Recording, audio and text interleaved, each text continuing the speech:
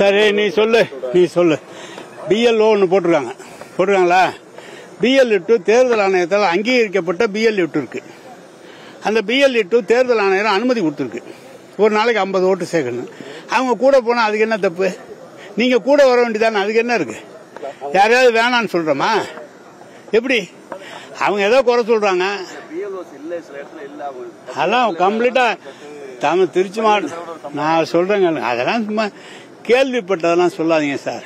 மொத்தம் திருச்சி மாவட்டத்தில் இருக்கிற 9 சட்டமன்ற தொகுதியிலும் அனைத்து வாக்கு பூத்துக்கும் பிஎல் போட்டாச்சு.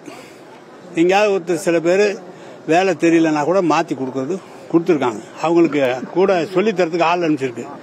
பிஎல்-2 போட்டாங்க. பிடிஏ கட்சியிலேருந்து போட்டிருக்காங்க. பிஎல்-2 அரசாங்கத்தால் தேர்தல் ஆணையத்தால் அங்கீகரிக்கப்பட்டவங்க அவங்க போறாங்க. இதை நாங்க எல்லாரும் வாக்காளர் யாராவது நீ உங்களை வேணான்னு சொன்னா தானே எங்களுக்கு பிரச்சனை.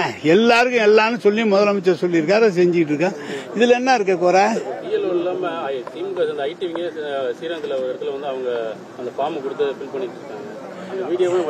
நான் சொல்றேங்க, ஃபார்ம் கொடுத்து ஃபுல்ல பண்றதுல என்ன தப்பு? அதை மட்டும் சொல்லு. இருங்க, அரசு நான் சொல்றேன், நான் கொஞ்சம் இருங்க.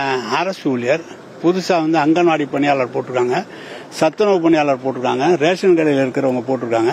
இன்னும் 2 நாளைக்கு அவங்க தெரிஞ்சுக்கிற வரைக்கும் யாராவது கூட ஹெல்ப் பண்றதுல என்ன இருக்கு? நாங்க ஏதாவது தப்பு பண்றோமா? இல்ல ஏதாவது நீங்க போலன்னா எங்களையும் போவாதுன்னு சொன்னா எப்படி? நாளைக்கு ஓட்டு இல்லைன்னா நீங்க தான் சொல்லுவீங்க, ஆட்சியில் இருந்தீங்க ஓட்டு எல்லாம் சேர்க்காம விட்டீங்கன்னு சொல்லுவீங்க. கரெக்டா தான் பண்ணிருக்கேன் சார். எந்த தவறு?